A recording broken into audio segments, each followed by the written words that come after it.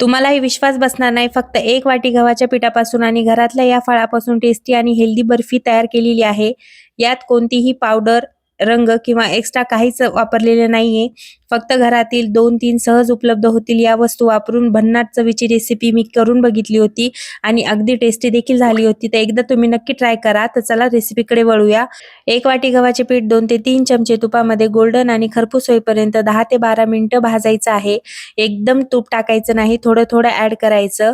म्हणजे छान असं भाजलं जातं गव्हाचं पीठ. असा बिस्किटसारखा कलर झाला म्हणजे 70% पीठ भाजलं गेलं की त्यामध्ये आपल्याला अर्धी वाटी रवा ॲड करायचा. रवा देखील 2 ते 3 मिनिटं छान असा खरपूस भाजून होऊन द्यायचा. या रेसिपीचा सगळ्यात महत्त्वाचा भाग म्हणजे पिकलेली केळी. इथे मी 3 पिकलेली केळी वापरली आहे. ती साखर किंवा पाणी न घालता मिक्सरमध्ये प्युरी करून मिश्रणात ॲड करायची. हे मिश्रण लो फ्लेमवरती 3 ते 4 मिनिट खरपूस असं भाजून घ्यायचं. त्यामुळे केळी छान शिजून बर्फीला अप्रतिम अशी चव येणार आहे.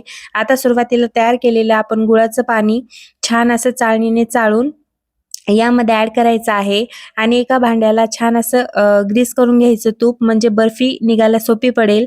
आता यामध्ये मी विलायची पावडर ॲड केलेली आहे. तुम्ही ड्रायफ्रुट्स देखील ॲड करू शकता. मिश्रण लगेच घट्ट व्हायला लागतं, त्यामुळे ही प्रोसेस लवकर करायची. एका ग्रीस केलेल्या भांड्याला मिश्रण सेट करायला ठेवणार आहोत. इथे तुम्ही प्लेट देखील वापरू शकता. मिश्रण कडेला सुटू लागलं की समजायचं बर्फी तयार आहे. वर भाजलेली खसखस टाकून रात्रभर सेट करून दुसऱ्या दिवशी कापून सर्व करा. फक्त 1 वाटी गव्हाच्या पिठापासून मी 564 ग्रॅम बर्फी तयार केली होती. ही टेस्टी आणि हेल्दी रेसिपी तुम्ही एकदा नक्की ट्राय करा आणि मला सांगा कशी झाली होती. आपल्या चॅनलला नक्की सबस्क्राईब करा. बघा किती सहजतेने बर्फी तयार होते. तोडूनही दाखवते. अतिशय छान अशी टेस्टी झाली होती बर्फी. एकदा नक्की ट्राय करा. भेटूया पुढच्या रेसिपीत.